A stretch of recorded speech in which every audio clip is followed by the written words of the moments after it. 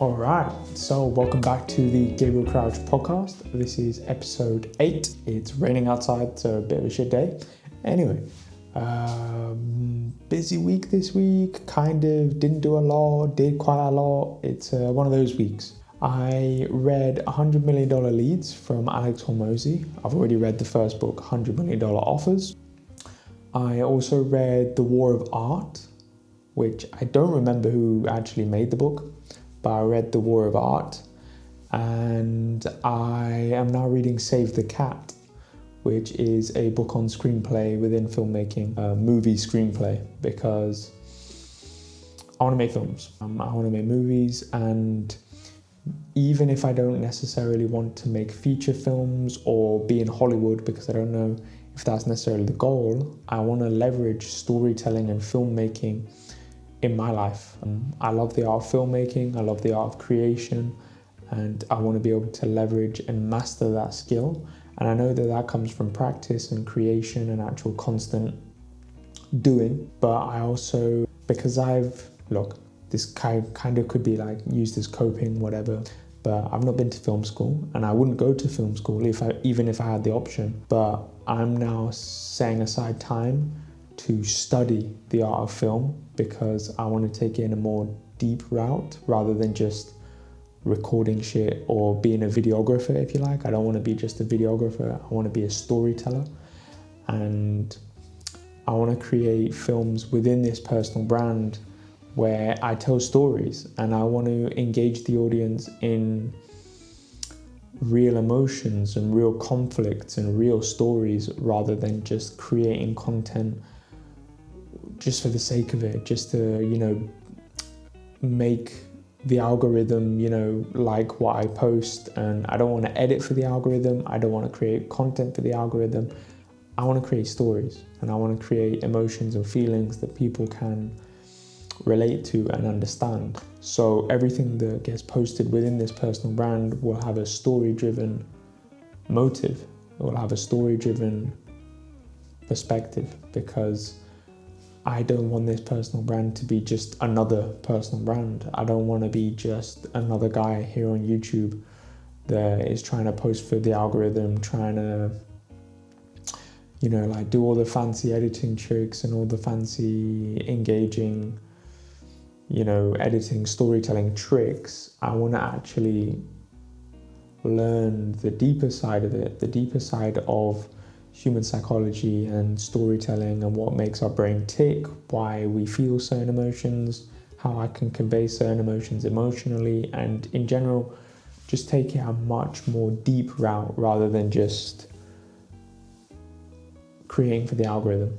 And I want to leverage these skills, filmmaking and storytelling, in my businesses. So at the moment, I've just been studying. I've just been reading a lot. I've been creating this ad that I've been doing for a wedding dress brand, and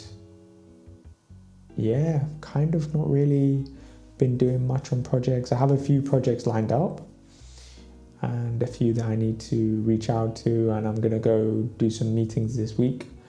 But in general, I'm just studying a lot. I'm just studying a lot because I want to make a short film in the summer, and in general, for this YouTube channel, I don't want to take it just another YouTube channel. I want to be story driven. I want to make mini films, things that people can connect with, and I want to create films that people can relate to and understand and really get inspired by. I want to show people what's possible. I want to show people that you can learn anything, you can do anything, you can achieve anything if you just put your mind to it. And that's what I want to prove. I want to prove that anyone can do anything. And I'm going to achieve all my goals, and I'm going to achieve all my visions because I work hard, and I study. I think of myself as a student, someone that knows nothing and that I can always learn more. And I see that perspective and that viewpoint in life as it's a very nice way to live, actually, from the perspective that you know nothing and that you just learn, soak in everything. I'm 20 years old, so I'm young, and I've got a lot of, hopefully, I've got a lot of life left to live, but I love learning. I love learning the ins and outs, and I love the fact that filmmaking is such an in-depth skill and such an in-depth art form that I can immerse myself into like infinite amounts of knowledge and skills and the things that I can tap into to improve my filmmaking. And I love the fact that I've found something so deep that there's always something new to learn within the art form. Anyway, topic of this podcast is building in public, and I'll be honest, at the moment my main focus is fitness. So my main focus is just been eating right, training well, and going to sleep and getting my 8 hours of sleep, going on my fasted walks and going on 1 to 2 extra walks a day, although it's usually just been my fasted walk in the morning plus maybe an extra walk. And the diet is going well, the routine is good, fitness is going well, I'm losing body fat, I'm in the best shape I've ever been in, and my target of reaching abs by 24th of May is going well. It's going well. I'm on a good road, and I don't feel super hungry. I don't feel super massive craving. I'm on low calories and I'm sustaining it, which is something that I've not been able to say for prior cuts. So I'm happy about that. And then I've been doing a lot of reading and some recording here and there. Watching some films. I watched the Blair Witch Project yesterday, and in general really getting myself into that reality-based filmmaking and the documentary style. I really enjoy that style. It's also something that I feel I can do as well, so that's why I want to pursue that. And again, I have a few projects that I'd like to make soon to practice my filmmaking, and of course these will all go on the YouTube channel. But in general, this is kind of a period of subtle, sustained growth, because I've had a cycle that I would repeat in the past, where I would make big progress for a month, 2 months, and then really fuck it up. I'd really do a hard binge or mess up my routine completely. And at the moment, I'm taking it at a much more easy level. It's nothing too extreme. I'm reading a lot, and yeah, I'm not consuming a lot of content, social media and stuff like that. More so films.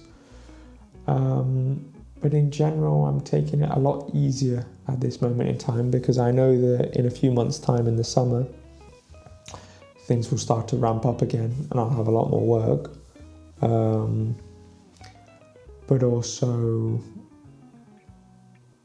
now that I'm cutting and now that I'm trying to get as lean as I've ever been, I don't want to overload myself with a bunch of priorities and tasks to the point where I don't get any of them done.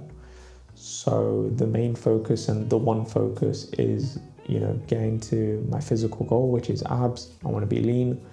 And then once I'm there, I'm going to then sustain my physical. It's easier to sustain being in good shape. And then I can start focusing on other things. Obviously, I'm not letting go of everything else like filmmaking, business, etc.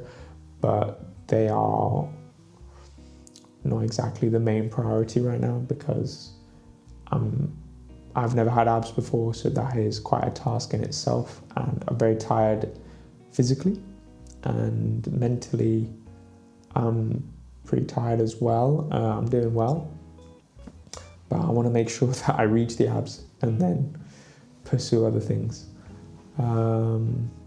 So yeah, that is kind of another week passed from me.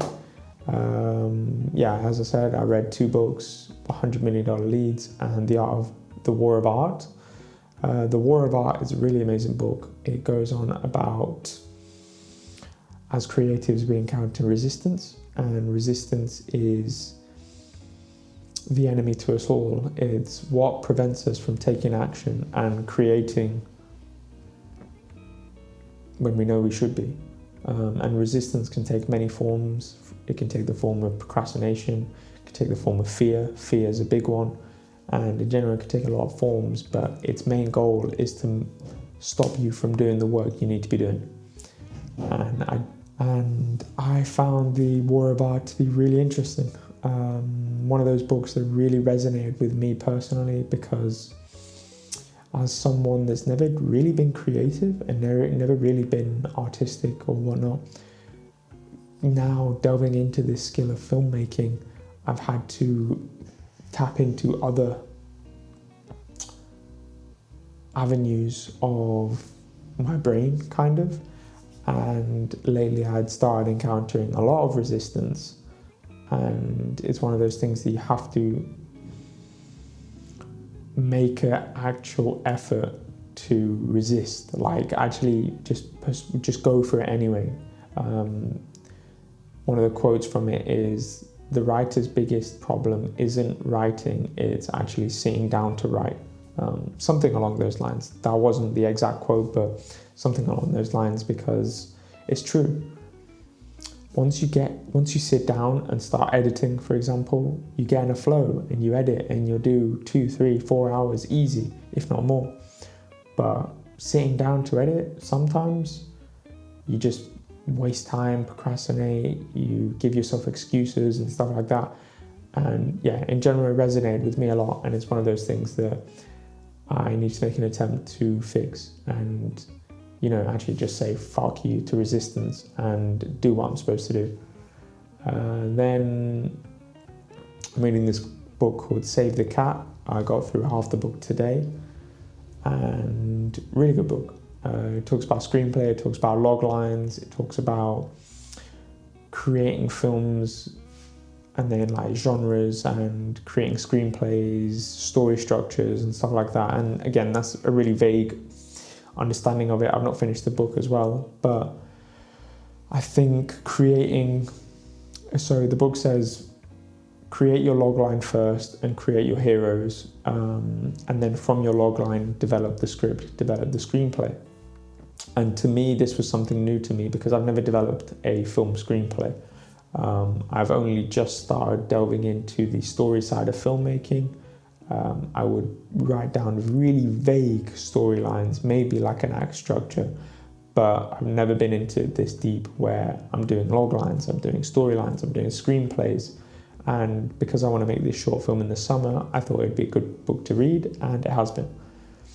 Although I do want to read another book at some point soon, probably in the next podcast I'll be talking about this, that goes into storytelling.